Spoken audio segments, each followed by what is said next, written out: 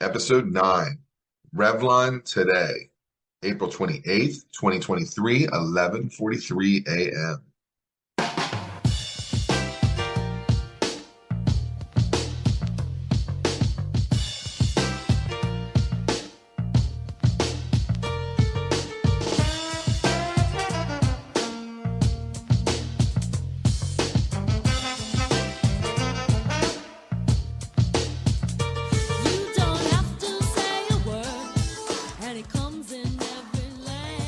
Revlon, a most original fragrance.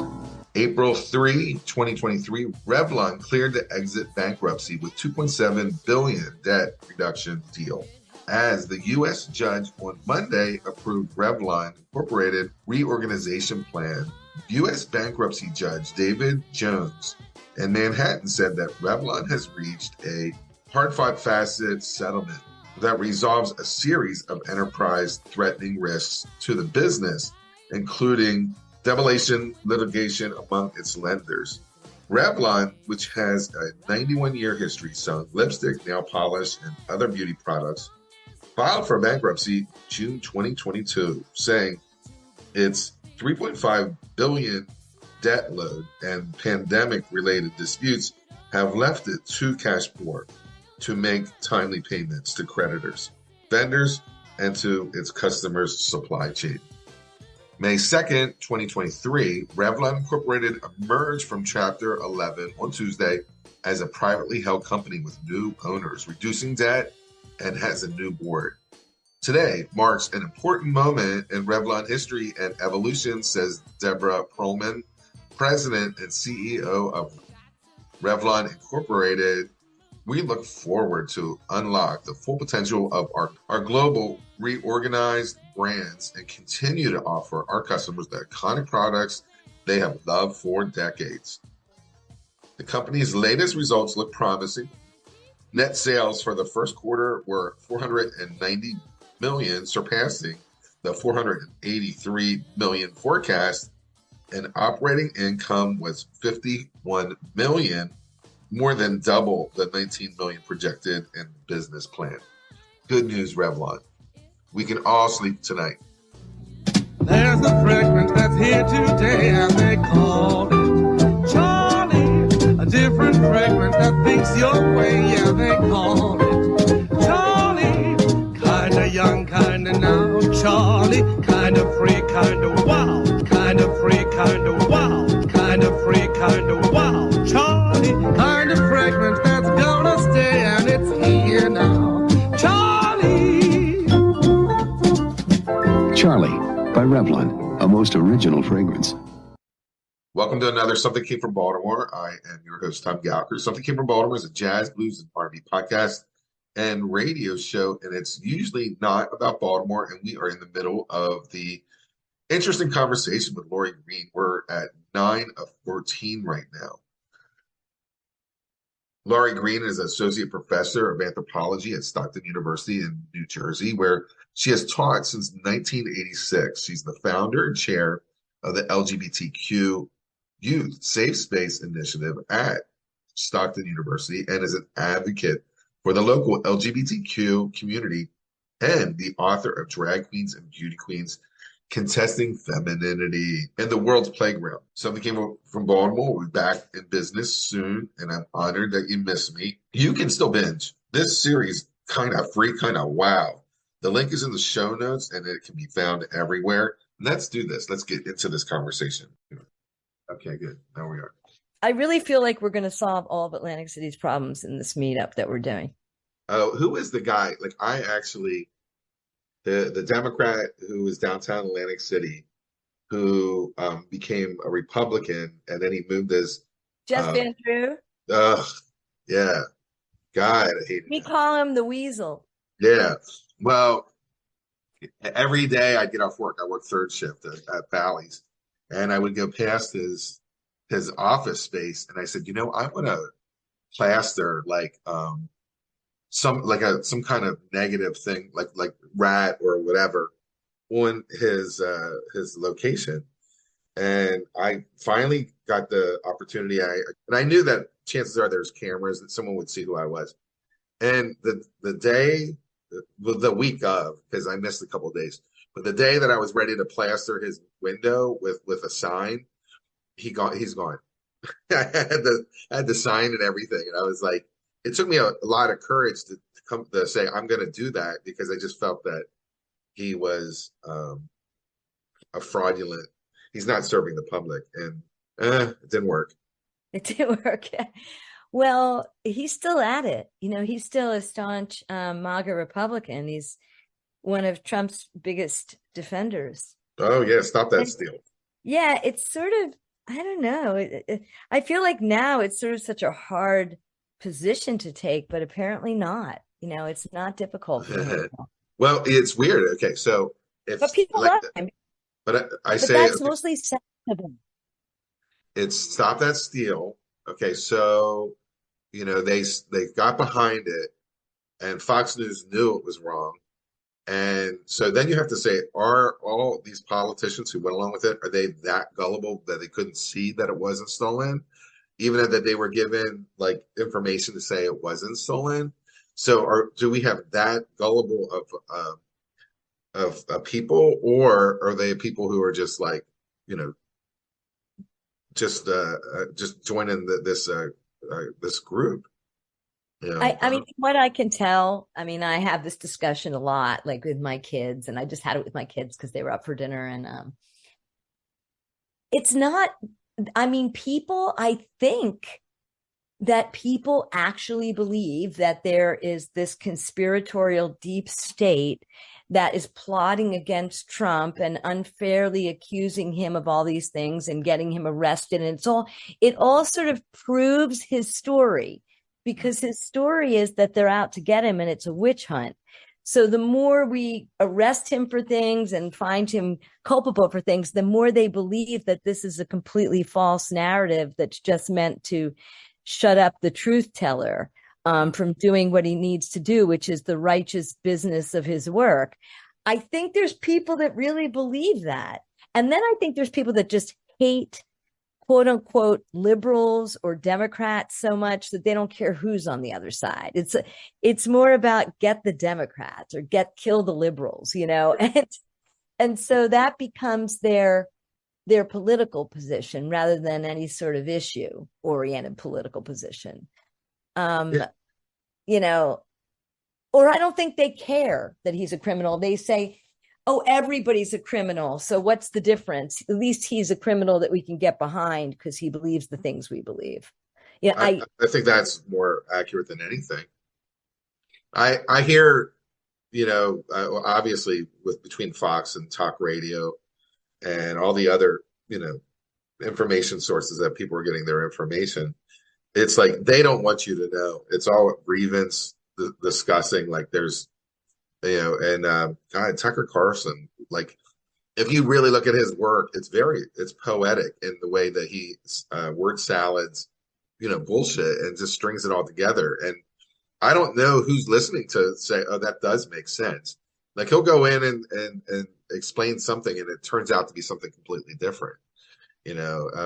Somehow Hunter's Biden's laptop is somehow involved and something. It just constantly, it's a swirling level of miscommunication. I do believe, and I can't prove it, but I started out. I did like Rush Limbaugh. I read his first 3 books, and I was like, I'm a conservative. I'm a conservative. I fiscally believe in conservative values. I do believe this. That's what I thought, and then I realized that there's just daily talking points that goes out to all the talk radio stations, along with the Republican Party, as to this is the bullshit that we're gonna say. We're gonna say it in unison, so it sounds like it's correct.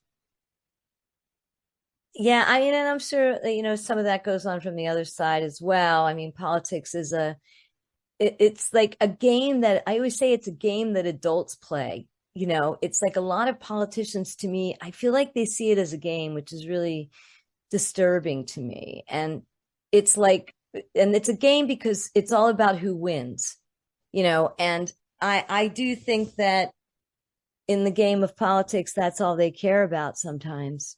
I think, unfortunately, and this could be me being like beaten down or cynical. I don't know. I could be wrong.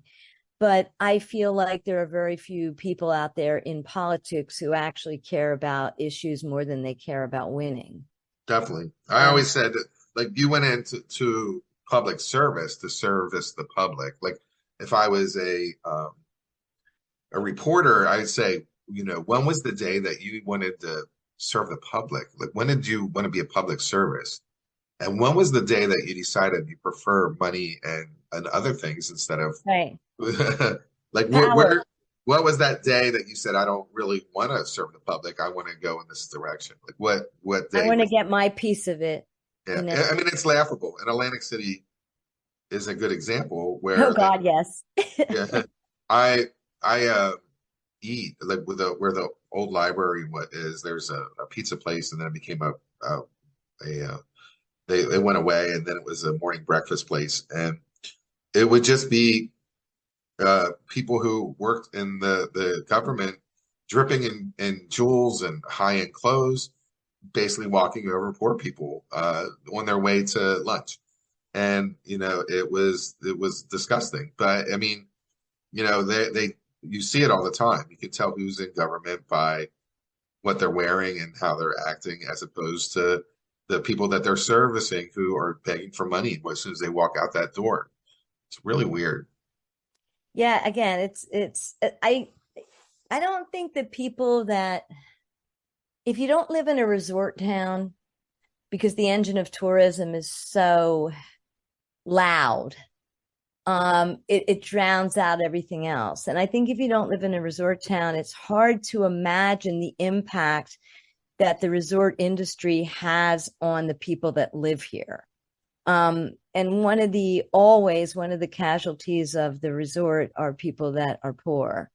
And it creates a whole class of people that are on the verge of poverty. And those are the people that work in the casinos, most of them. They're not, in the beginning, yeah, people made like a whole lot of money, but that's not true anymore. Not at all. Not at all. And so you've got now everyone that works at the casinos, there's tons of jobs, but they're not jobs that can sustain themselves, or that people can sustain themselves, and at least if they have a family on. So now we have people that don't have any work, and then the majority of people that are here have work that doesn't sustain them. And that really sets us up for quite a bit of problems. But there's no will to fix it, because the engine that is driving the city is seen as too big to fail, and that's called the casinos. So we don't want to put too many restrictions on the casinos, like making them pay better living wage and giving better benefits and work conditions. We're not, like, for example, not smoking in the casinos would be one, so the workers don't all have to come down with various illnesses related to smoking when you can't smoke anywhere else indoors, but they get special dispensation as the casinos, as the economic engine. We're not willing to do that here, because we have developed the city in a way that we don't see having anything else. And until they see having something else but casinos, I just don't see that changing until they diversify their economic base. Your Stockton is creeping its way down the boardwalk with higher learning institutions like gobble up like real estate around them and just kind of develop. University of Penn, Temple, is a good example. And that could be another problem with the community. Yeah. I mean, that area is empty, or was empty, and now it's flourishing. But I don't, it just continues. I just read about a lot of debate about when they decided to make this whole like region around the university district. Mm-hmm. And that came with a bunch of rules and regulations that, you have to have, there were certain qualifications you had to have as a business if you were in the university district, et cetera. And I know that a number of activists for, people that are poor or homeless, they were against making a university district for that region. I mean, it cleans it up like Disneyland, sort of, and makes it seem nicer. But what it also does is push people out and take away, people out that are undesirable for that image. And also it makes it difficult for people who don't have the resources to have a business, let's say in the university district, or buy a house, it makes the real estate prices go up. If you're a homeowner, that's great.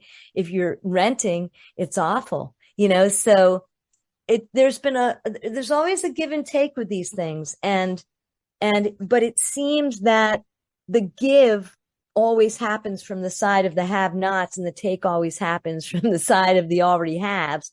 And I don't think that's any different in Atlantic City, and the development that's going on is meant to push, not to resolve situations of poverty, but to push it to somewhere else, to push it back in the edges of the city where people won't see it, so that these at least areas that are designated can flourish. And I hope that the university does do well for the city. I hope they do work to transform the city. We'll see, right? That jury's out. That jury's still out right now. I had a friend who worked at Stockton. I don't think he had tenure, but he was a full-time professor.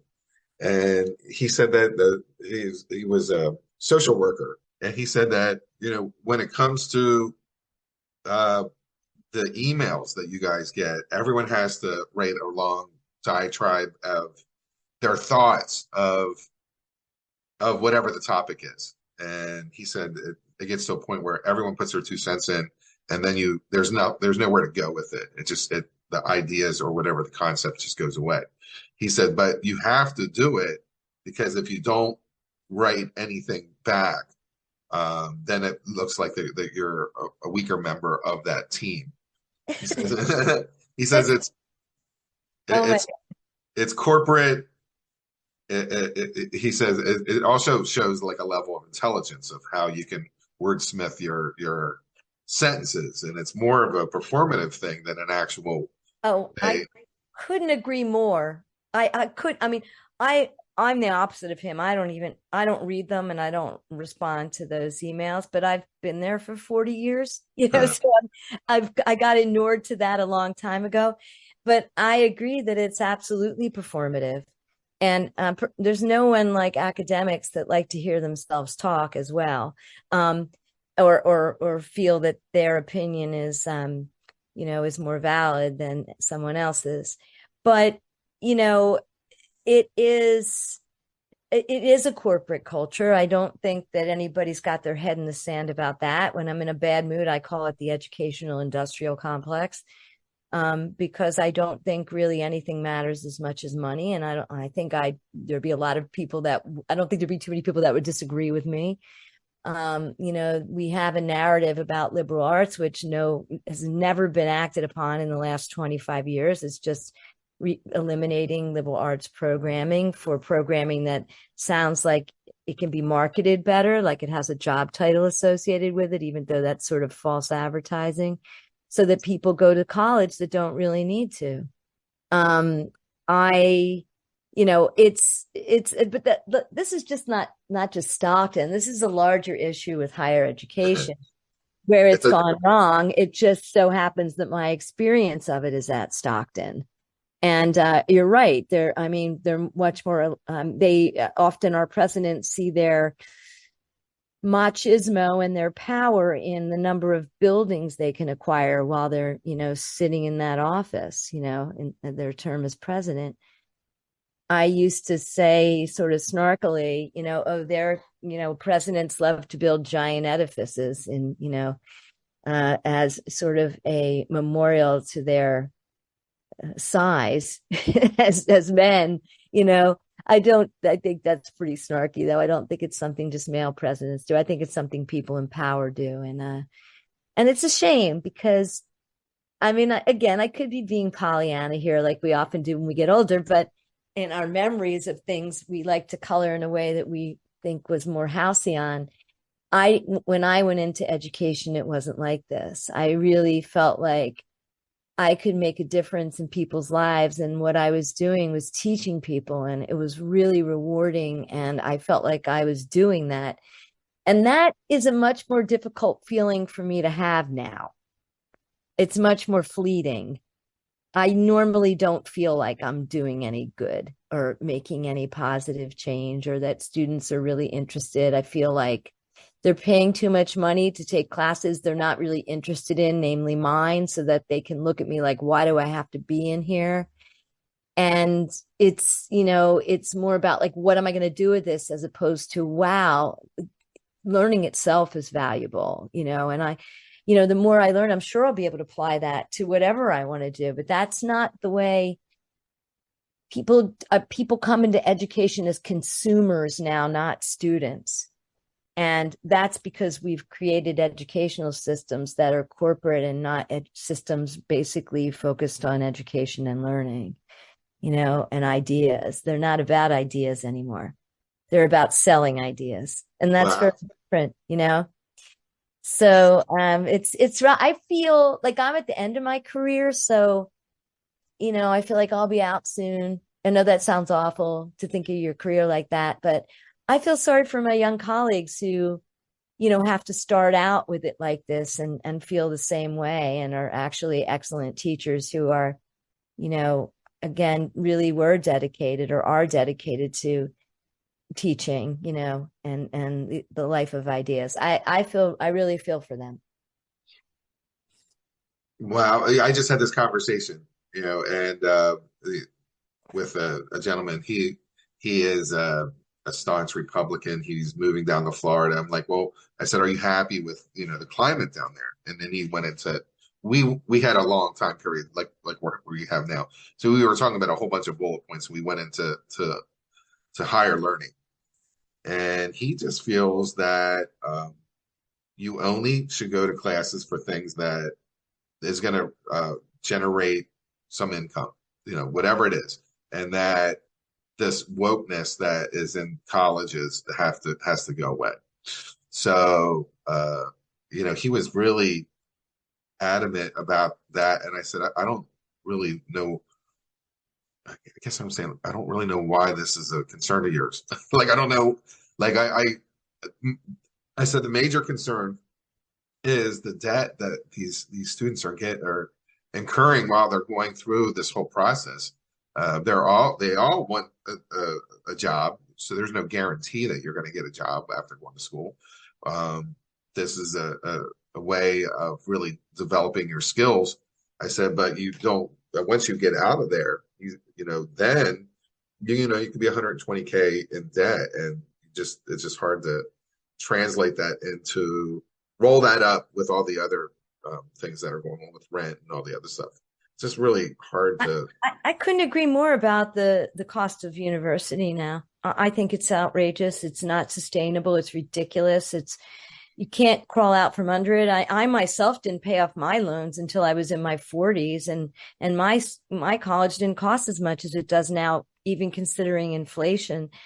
I've helped my kids pay off their loans, or I've paid off some of it, and they've taken loans as well when they went to college.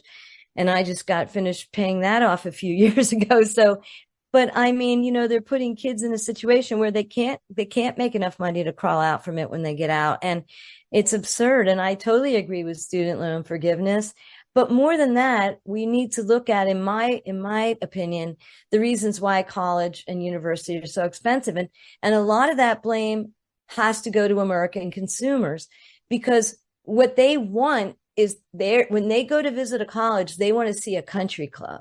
Yeah. They want the facilities of a country club, and they're not going to pick a place that doesn't have like a state-of-the-art this and a state-of-the-art that, and a meal service that's more like a catering, corporation with various choices and restaurants, and a student center that's modern and has all these facilities. And I mean, I know when I sent my kids, I was like, God, I should just pay this money and go and live at this place. It's like a country. Why am I not going? Why am I paying for them? I would love to live here, on this beautiful campus.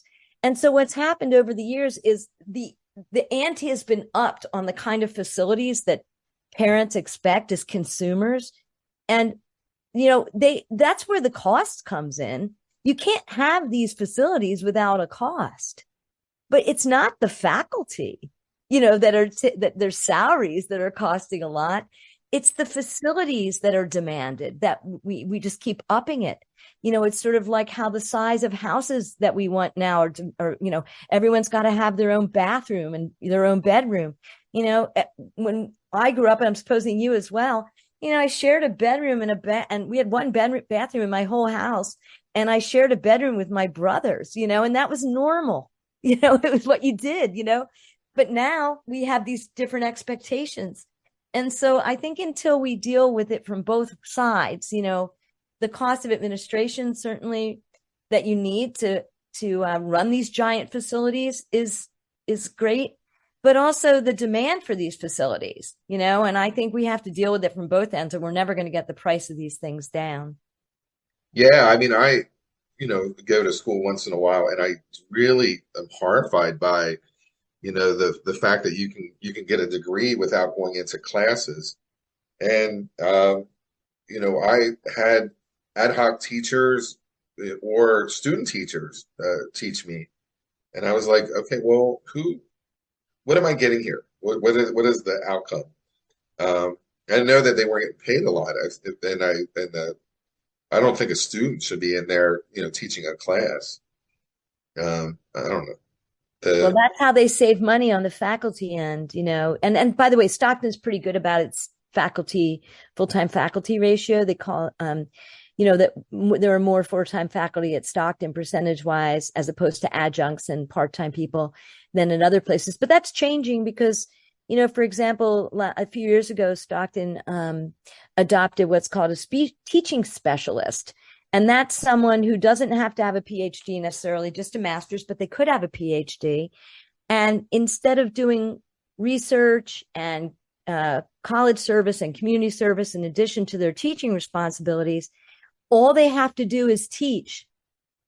But they teach 4 classes a semester, they teach another set of credits instead of 3, and they get paid less. So now they're teaching more classes, they're doing more service in terms of offering courses, but they're getting paid less, and they're not on tenure track. So they can be hired and fired wherever you need them in the curriculum, according to the, what the flavor of the month popular major is. And, if you give people tenure, you're stuck with them, so that's going to decrease our full-time tenure track faculty ratio, which is what you want if you want to ensure that you're going to be taught from the best people that they have at the university system, right? You want the best people teaching you. That's interesting. I have a series going on right now called Do the Hustle, where I'm interviewing musicians who are they all went to college, and then they get out in the real world, and they don't know how to handle all that business that's attached to it. It's not something they were taught. So it's more about how do you survive out in the real world once you have this music degree and you're out there gigging and stuff. And then basically 25% of your experience, your professionalism, is actually performing, but the 75% is like trying to find that next gig, or the paperwork that's attached to it, or trying to tour, or be available, and how that affects your whole family life. It's an interesting concept because it's what stops people from being musicians, is that they're like, well, we had no idea how this works, how did the business end works. Orrin Evans is a piano player, and now he's a tenured teacher, or he's over at New Jersey College. Rowan, yeah, he's in Rowan, and actually he went to school there, so it was a good way to loop back. And he said that all you get out of college is debt. That's the only thing that's guaranteed. He said, what you put into it, what you learn, what you're willing to learn as a student is really up to you. But one thing that's guaranteed is debt. And I thought, oh, that is something that's a slogan I can live with. I think that he's right in many ways. It is the one thing that you will get in college is debt, unless you're lucky enough to, financially be able to pay for college up front, which most people are not. And it's a shame to talk about it like that, but it's true. But again, in my mind, there's just people that don't need to go to college. There's things you need to go to college for, and there's things you don't. certainly if you went to somewhere like Berklee College of Music, that would be very useful to you in a career in music, right? But maybe taking a degree in liberal arts wouldn't, but maybe there's a music degree that tells you how to do those things, manage a music career. And, that would be up to the people making that curriculum to make sure that anybody in the arts, and I think they do that now. I think that most arts programs that do fine arts of some sorts make sure that they give their students courses in, the business of the arts, I think now they do. And trying to be able to practically manage those kinds of challenges that go along with an artistic career.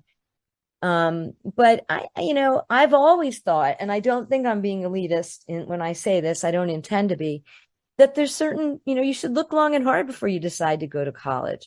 If you're somebody that loves the life of the mind and you just want to learn, go. If you're someone that wants to go into a field that you need a college career for or beyond that, usually go. But if you're, going to go into your dad's plumbing business, which is a great career and a financially secure one, and you enjoy it and you can learn the business of doing that, on the job, why go to college?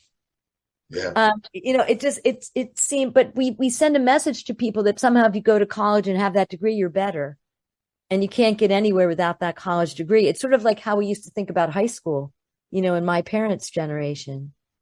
And I think that's wrong thinking. And I think it's been sold to them because colleges are businesses and they want your money.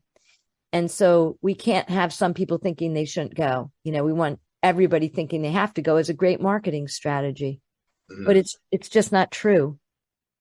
And I think people are beginning to realize that, and that's what's making higher education, that's putting it in trouble, that it's having trouble making ends meet financially, because now we've built all these giant structures and these fancy things we have to pay for. And now we have fewer students wanting to go, especially since COVID, when many of them realize, what the hell am I doing?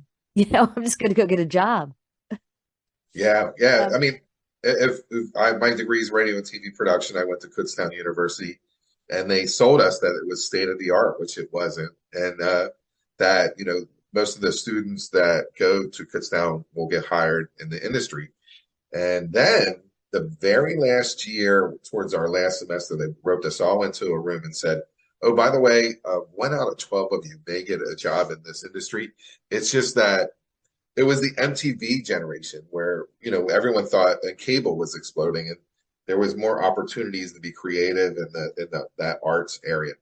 So we weren't really fully trained, ready to go into that industry because we weren't state of the art. So our stuff didn't even compare to what was going on in New York City.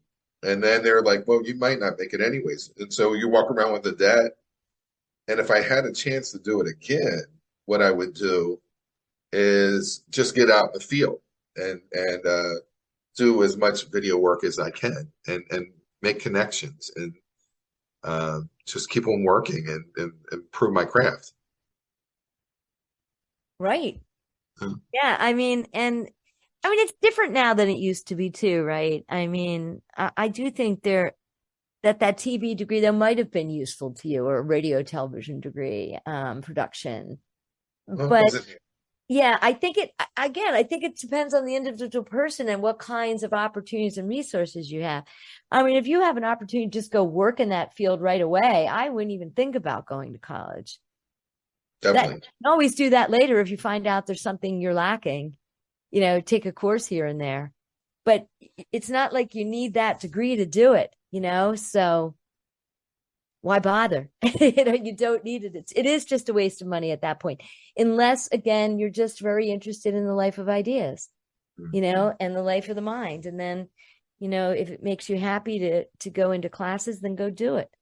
But that's why we have things like continuing ed that costs a lot less money, where you don't need to get a degree, but can participate in the same course. Yeah.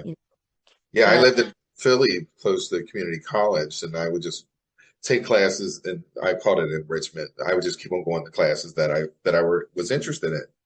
And I also was a point where I learned how to study finally. So I was getting I was the bell-shaped curve like Buster. I would get A's where other people were hoping that, that their C could be turned into a B. We always joke that, education is wasted on the young. You get them out of high school, they don't really want to be there. They're immature relative to how they'll be later, at least they know less. And, they sometimes go through college, and after they graduate, think years later, like, I wish I had done this. I wish I had realized that. And then we love our returning students, the older students, because they have that same kind of sort of smarts and insight that you're talking about, right? Yeah. And they're there because they want to be. They're there because they want to be, not because they think they have to be. And that makes a huge difference as well. Definitely. Yeah. Oh, we're down to like 2 minutes. I know, I see. The more I read the paper, the less I comprehend the world and all its capers, and how it all will end. Nothing seems to be lasting, but that isn't our affair. We've got something permanent, I mean in the way we care. It's very clear our love is here to stay. Not for a year, but ever and a day. The radio and the telephone and the movies that we know may just be passing fancies, and in time may go. But oh my, our love is here to stay. Together we going a long, long way. In time, the Rockies may crumble, Gibraltar may tumble. They're only made of clay. Our love is here to stay.